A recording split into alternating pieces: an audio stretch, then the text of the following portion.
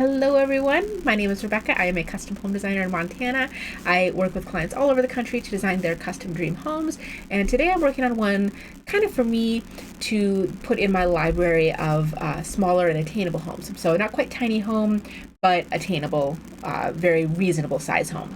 So this is going to be, the main part of the house is going to be roughly 20 foot by 42 foot.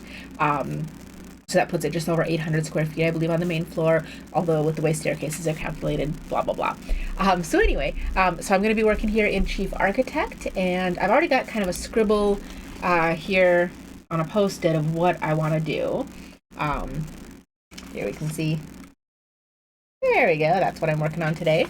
So I've already kind of thought through this. I know the basic layout that I'm looking for, and then what we're going to do is get this drawn up, and then it's available for hopefully attainable housing. So if any of you have kind of followed me before, watched me before, you've probably heard me talk about attainable housing and how necessary it is for the current market that we're in.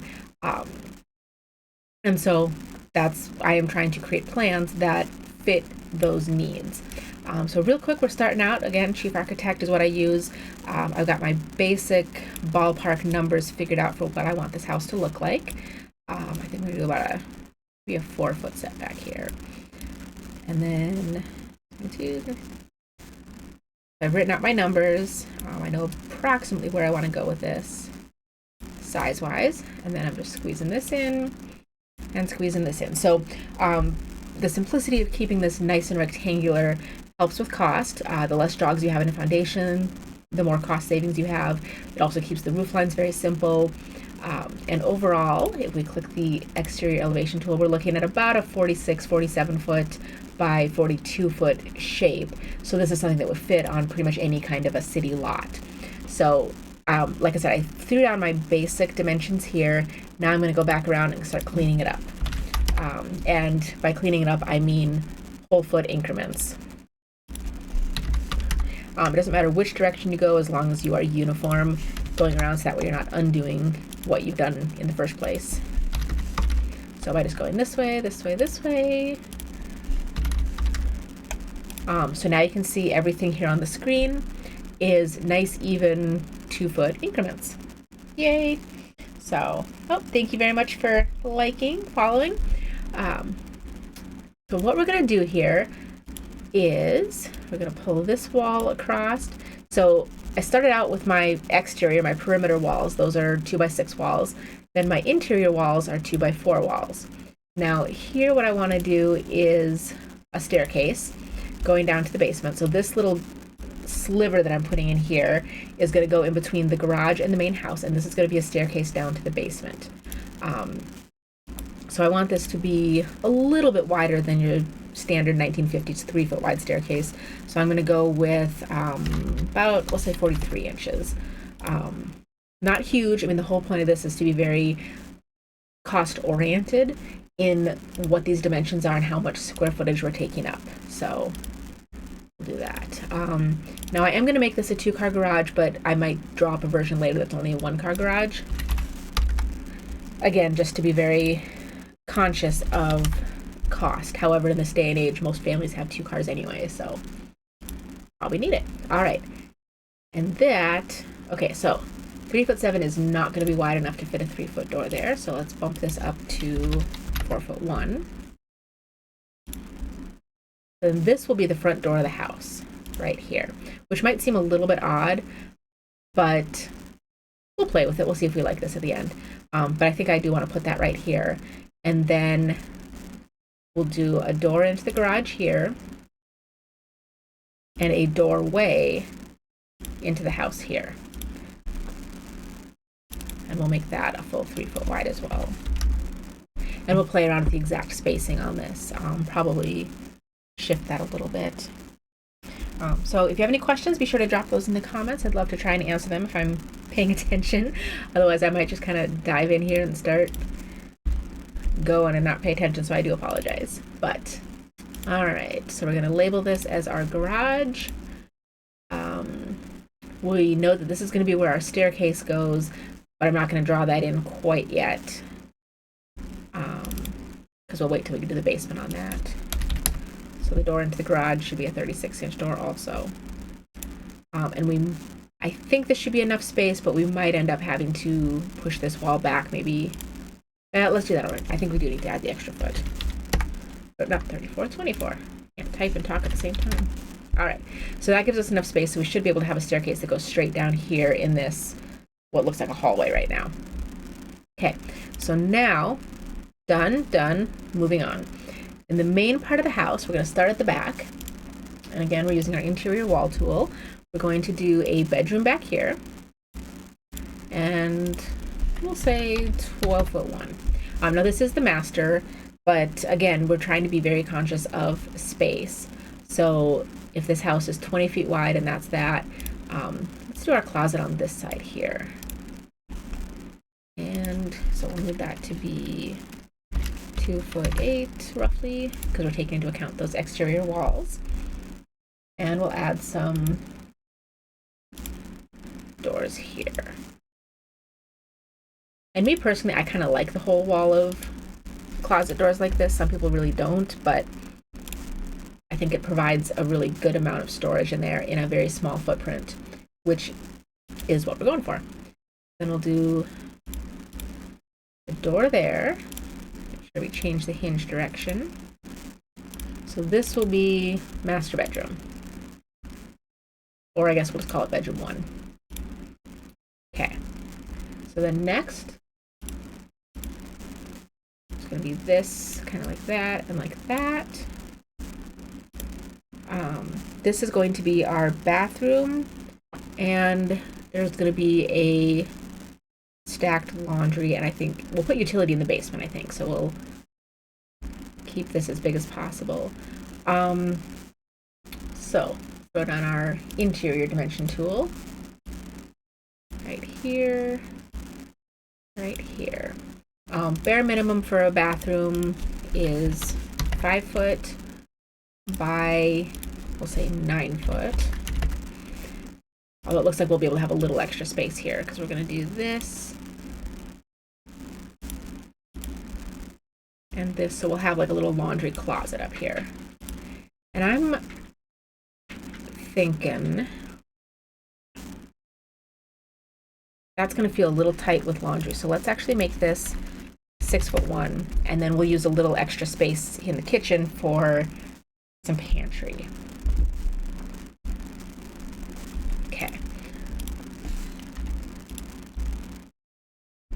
And I think we'll try and actually do this as a like a laundry closet.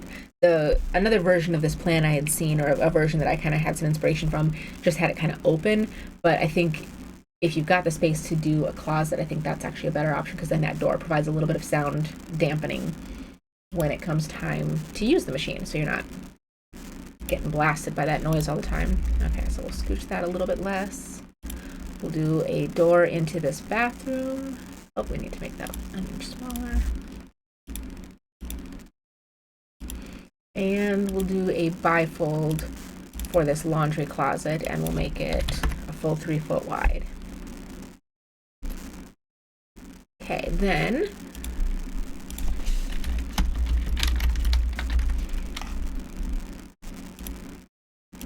we'll throw in our bathtub.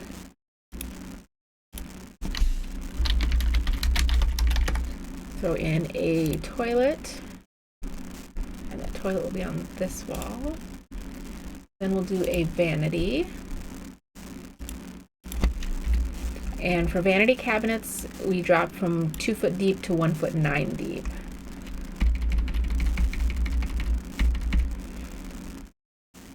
And then we'll put another cabinet here. So that will be a drawer base, and then this one here will have our sink.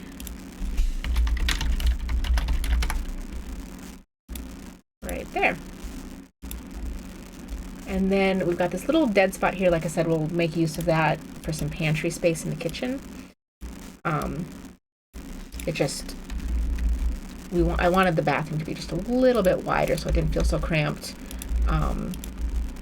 You need that space in order to have the door, in order to have the hallway, and you know, everything hinges on everything else. So there's that. We'll pull that. We'll pull that. And then I'll probably end up doing something like that. So now let's get our laundry here.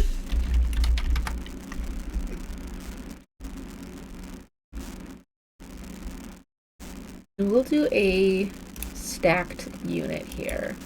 Now see there, that's showing that that's too deep. But we had to do that to get a 2'6" door here. So that means we need to move this another couple inches. There we go. And honestly, let's make this a 48". There we go. So that makes use of it. You don't get kind of those dead corners. We'll scooch this over like this.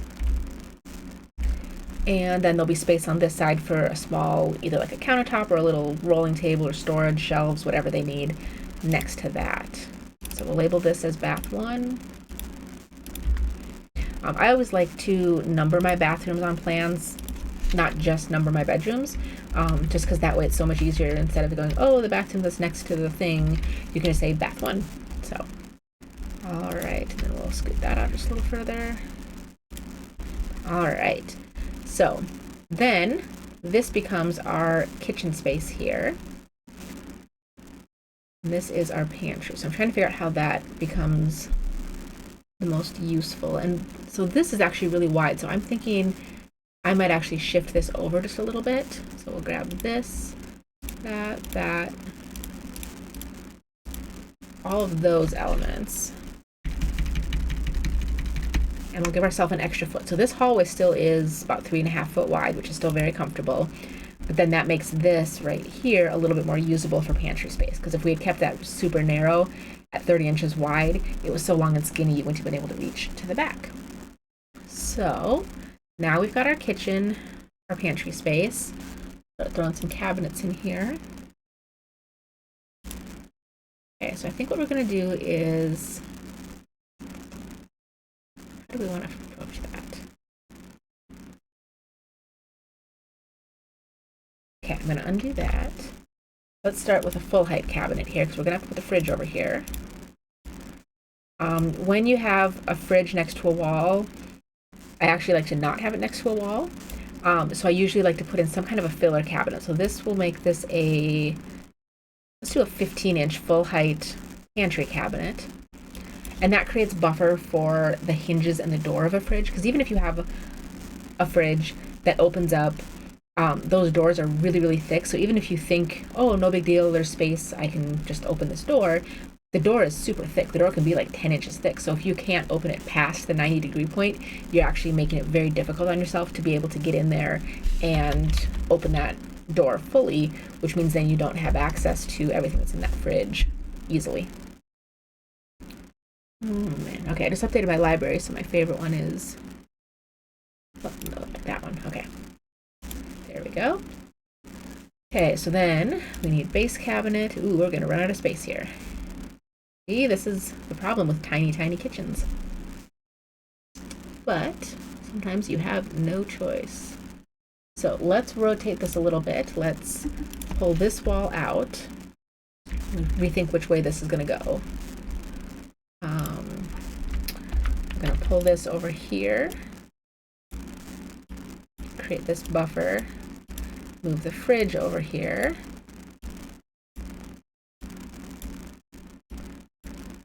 And then we'll scooch that over. You need an electric. We'll do a ceramic top range. Throw another cabinet in here. This will be a 3-foot cabinet for our sink. And dishwasher.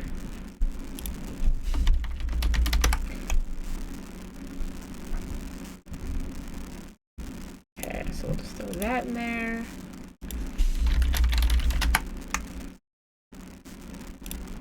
Throw our sink. Why is that looking funky? Okay. Yeah, that's about what that's gonna have to look like. All right, so then to get into our pantry, we need a door. So this actually has a pretty big pantry considering the size of this kitchen, because now this whole space is your kitchen, your dining, and your living all together. So instead of an island, or instead of a dining room, actually, we'll have a table here. So this will be kind of like a combined kitchen dining space. So what we'll do is we'll get our room divider here. We're gonna pop that across there, pop this across here. So this is our living room. This is our kitchen.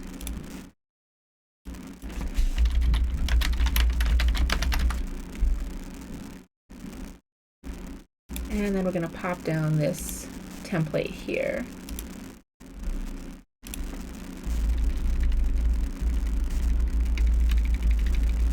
I'll kind of scoot it over here. So, because you want to give, enough space to use this kitchen. And then have that dining room here. So this is usable space. Let's flip the hinge on this door like that. So there's that. And we need to move this whole thing over by an inch. I always like to give an inch buffer on the end so that way you don't have any issues with drywall. So if you look really, really close here, you'll see if this was up against the wall there, if this had a drawer in the base, it could potentially hit that trim around the door, and you don't want to do that. So I always give myself that 1 inch buffer there on the end. And then this becomes the pantry. So we'll grab our shelf tool. On the deep end here, we'll make this a 12-inch deep shelf. And then here we'll make this a 24-inch deep here, 12-inch deep here. Keep going. Where? Oh. Oh, okay. Heavy. All right. And this then is our pantry. Okay. So for a house this size, huge pantry. Yay. Okay. And then that just becomes a little hall. We don't need to label it. Here's our laundry. And I'm thinking we'll probably end up putting utility in the basement, so we don't need to worry about having like a water heater or anything up here. So that's basically the main floor of the house, which pretty darn cool. I think, 10 minutes, something like that? 15 minutes at the most? Okay. Yay! So we'll come back in a minute and do windows, but now I want to go ahead and jump ahead into the basement, where we're going to add in the utility room and then 2 beds and a bath. So, like I said, this space right here is going to be our staircase, and this is when we'll know for sure if that's enough space for it. Okay, so first we'll do that, and then I'm going to label this space, or I'm not going to label it, but I'm going to assign this as open below, but we're going to not show the label. So that way when I draw the staircase downstairs, we'll be able to see here. Okay, so now we're going to go to build, floor, build foundation. And what we want to do here is, okay, so we want our basement ceiling height to be 96, so this actually needs to be 100. There we go. So that is going to be an 8-foot flat ceiling height in the basement, and we're going to do 9-foot flat on the main floor, which is kind of becoming the new standard. So nothing else we need to do here. The garage is going to do its own thing. And we'll hit OK. And we're going to copy our new foundation plan from the first floor. Yes. So now, here we are down here. If I hit F9, you can see the red lines showing what's happening up above. Okay. And then we'll need to put a wall here.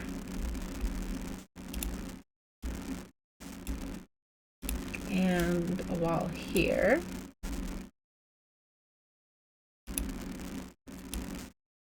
Probably what we'll do is do that, and then we'll do like a doorway right here.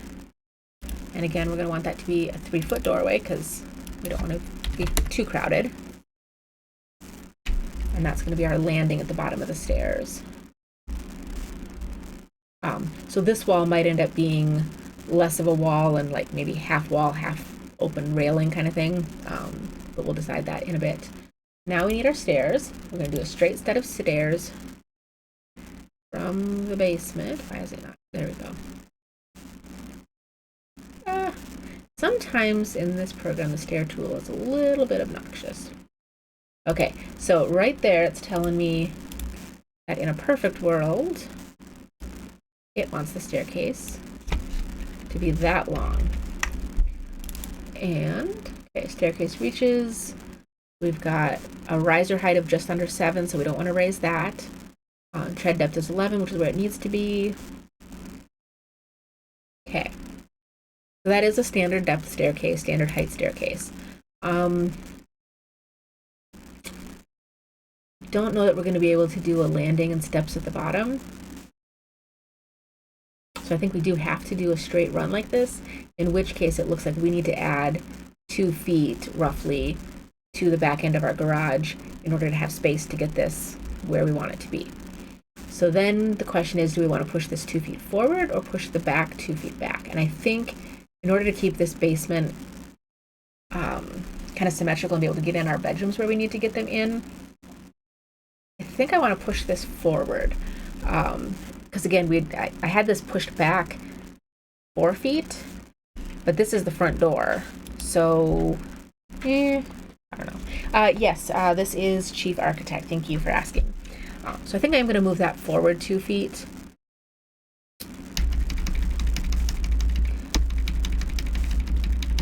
Which means that I got to move it up here.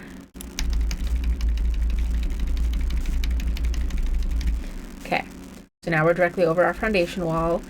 We will take this and scooch those a little bit forward.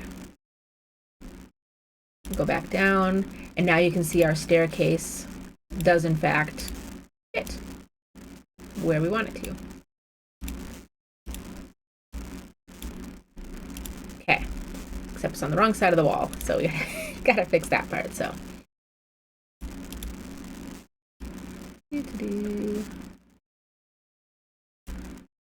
okay, never mind, delete that. Sometimes a lot of little. Okay, so there we go. Pull that over, add our doorway back in at the bottom. Make sure that's 36 inches. And then our staircase is actually a little bit wider than the default. Chief starts it out at 39 inches. And we're gonna go up. There we go. Yeah, okay. All right, so now we've got the little doorway here at the bottom of the stairs. And that is what we need on the basement to match upstairs. Okay, so now I'll turn off my wall tool there, or my reference tool. Okay, so now down here in the basement, what we wanted to do is, I was thinking 2 bedrooms and a bathroom, but we actually have a little bit of extra space, so we'll see. And then the one thing that I always, and this is something that hasn't been, I've asked around in a couple of the chief groups, but when you have these basements, you can see the dotted line that's showing the footing below, but it also is an approximation of where the sheetrock would be if you were to finish out the basement. But even when I've told it to be a furred wall, it still wants to not show it. So what I've always done to kind of fake it is I will draw my wall, and I'll essentially double draw my wall, and then just butt it up against that foundation there. And sometimes it works well, and sometimes not so much. So if anyone has any better ideas, but I want to have that in there. Why is that? Oh, there it is. Okay, there we go.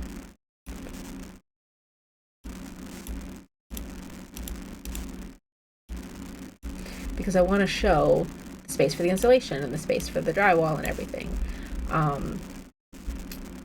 And so technically, actually, the staircase would be just a little bit narrower. Because then we would do that wall here.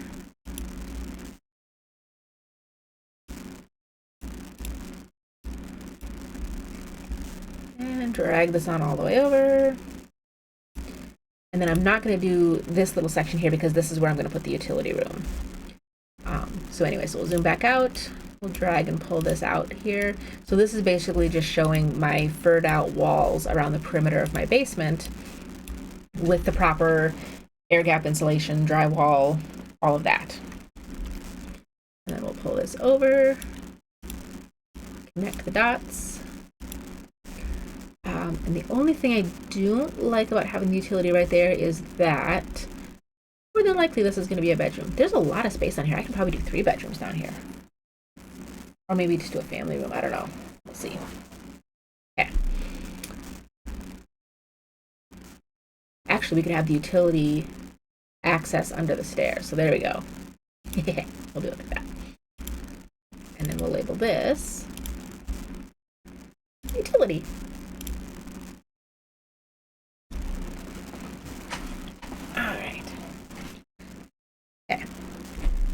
Now what we've got, okay, so I'm going to turn on my reference tool again. That shows me what I've got going on upstairs. So upstairs we have bedroom at the end, we have the bathroom right here, and then the front half is kitchen, living, dining. Generally, when you can stack your bathrooms for your plumbing, you're going to save a little bit of money. In this case, I can't put it right here because that's where the stairs come out. It does give me some automatic measurements. There's a button you can press up here to auto dimension everything. But I can go in and add in my manual measurements wherever I need them to. And this grid shows me a 1-foot grid. So I can't get it exactly 100% underneath here because of the stair landing and everything like that. But I've also got plumbing extending over here because of this. So I think what I'll do is I'll kind of mirror what's going on up above. So we'll make this a bedroom again, just like it is upstairs. And we'll line that up. Although, because we'll have the door down here, we'll put the closet on this end. Then we'll do the bathroom here. And then we've got kind of this open space. Because I want to get, let's see. Drag this across. How big is that? That's not enough. Need it to be like that, roughly. Okay. So then my question is, do I have enough space? I do agree. It does flow much better than AutoCAD. I used AutoCAD in college because that's, what we were trained on at the time. But my first employer used Chief Architect, and that's pretty much what I've used ever since, because it really just does have a very good flow, both for ease of use as well as the 3D capabilities that it has. Okay, so if that's 12, I'm wondering if that's big. So these bedrooms down here are actually pretty good sized. Hello everyone. I might try and fit a 3rd bedroom down here. I think we probably could. So if we do that, we would need to do this and that. Okay, so that's a closet, that's a closet. Okay, so now I can turn off the reference tools. Okay, so this will be bedroom 2. Will be, oh wait, before I put my 3rd bedroom in, I want to do where the closet is. And that does not need to be that wide. Let's make that. We can do closet kind of here. You do need egress windows. We'll get to that here in a sec. We'll do the closet there. Okay. So then this will be bedroom 3. This will be bath. Oops. The room will be bath 2. And this will be bedroom 4. And that one I'll have to custom. All right. So there's a basic layout here. Now we just go through with our interior dimension tool. Double check a couple of our closet measurements here. We'll do that. So I'm just kind of throwing down the basic depth of some of these spaces. For interior closets, it's 2 foot deep. Although this is when it uses the interior measurement tool, it measures stud to stud, not drywall to drywall, so it's 2'1" when I type it in. Okay, this one would be 5'1". This is 2'1". We'll make this 4'1", so it's not crowded. And again, 2'1". So now that's good. So we'll delete those. I just kind of use those as a temporary tool. Oh, I deleted something I didn't mean to delete. Where did it go? I deleted a wall. Mechanical. I don't really do anything with plumbing other than placing the fixtures. I do basic electrical plans though in Chief, and they're pretty easy. They even have an auto place tool which puts outlets in a room based on, you know, minimum per code for wall length. So that's kind of a pretty snazzy tool there. Okay, so that got our basic. So again, yeah, these bedrooms on here are not tiny, considering that this is kind of a small house. Now we'll go back with the door tool. So we need a door into this bedroom, we need a door into the bathroom, a door into this bedroom, and a door there. And we have just enough space there for that to work at the end of the hallway, so that's awesome. We'll flip that hinge though, because that makes more sense. We will also flip this hinge. And I'm going to make a note here that this is access to utility. Yeah. I'll change my font size on that.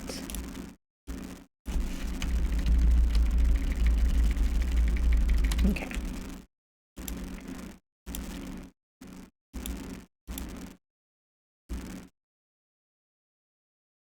Well, anyway, I'll leave that for now. But, oops, knocked my camera. Nope, you're okay to ask questions. I'm just trying to power through this so I'm not noticing them all. All right, bifolds on, well, actually, you know, I like sliders better sometimes. So we'll do slider, slider, and actually we'll make these a little bit narrower.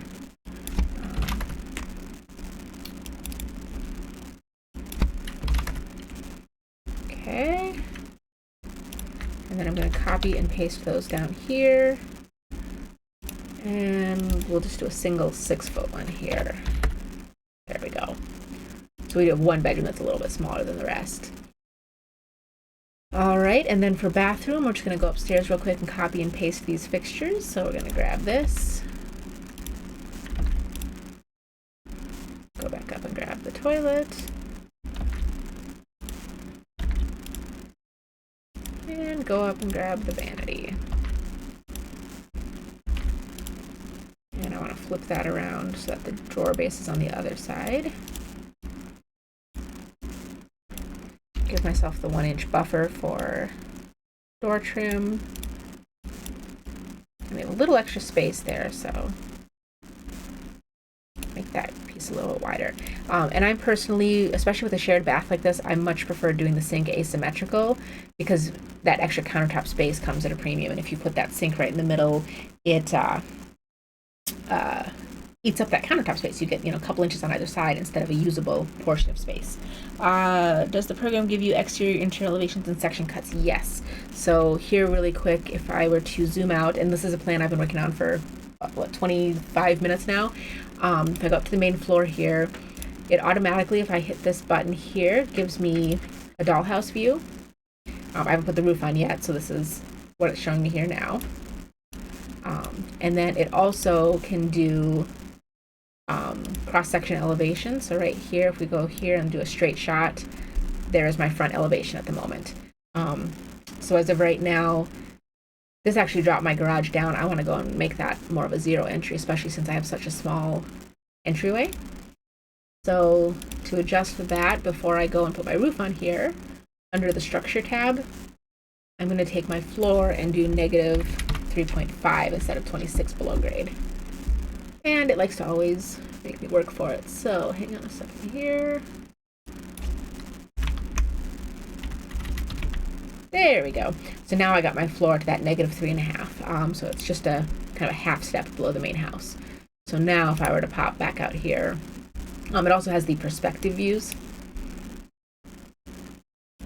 So there you can see how we got those doors just about level.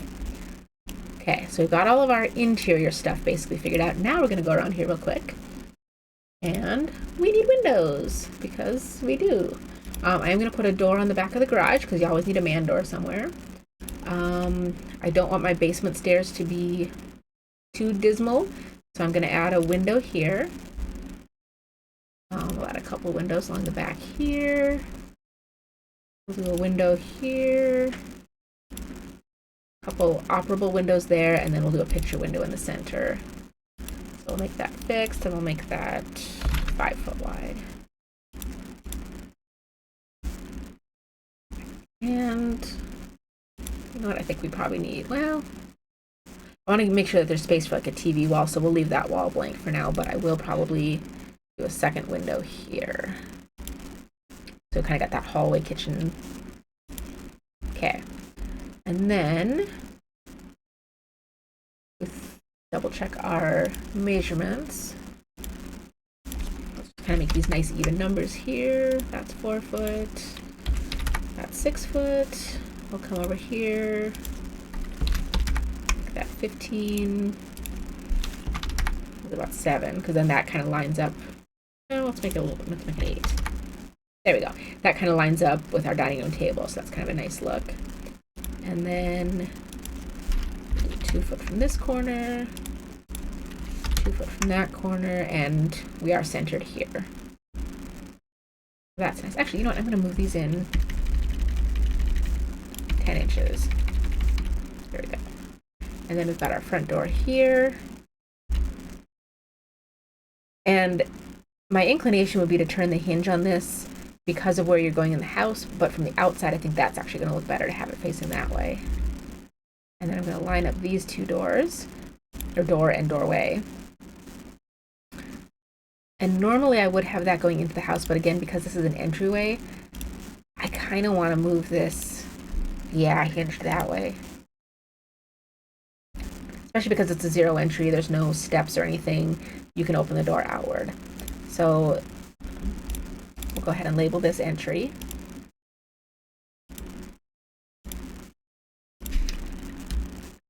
Okay, now, there is no front hall closet. I'm sorry. It is what it is. Yeah, oh, you're welcome.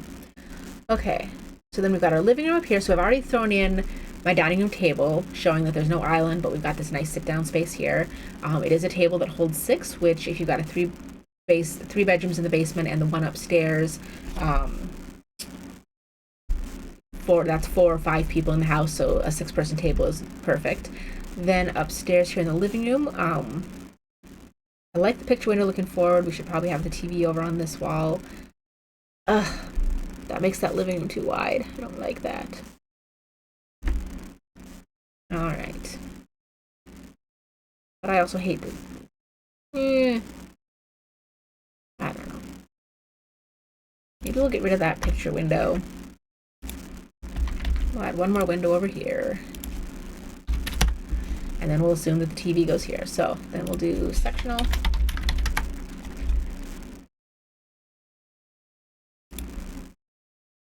Something like that. Ugh. Sometimes I still don't like this. Okay. But see, this is how you figure these things out. You start drawing them out and see what works and what doesn't. Yeah, so I guess we are going to do it this way. So I don't like that sectional though. Let's try this one fit. Oh, that one's huge. Some of these are definitely designed for bigger spaces. Okay.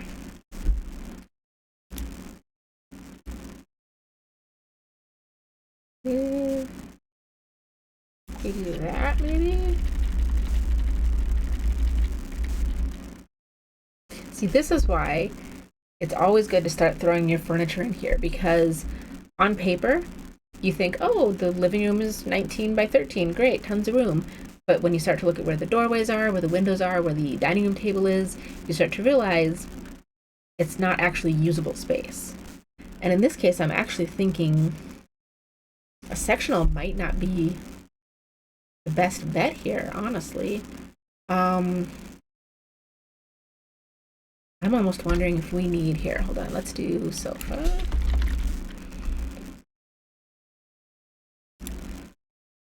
sofa under the window, or under the front wall here. And then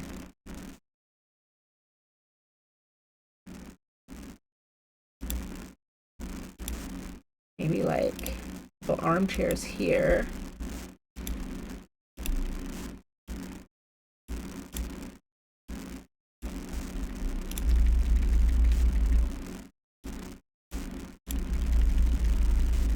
And not centered under the window. And then we'll move this window over. We'll do a console.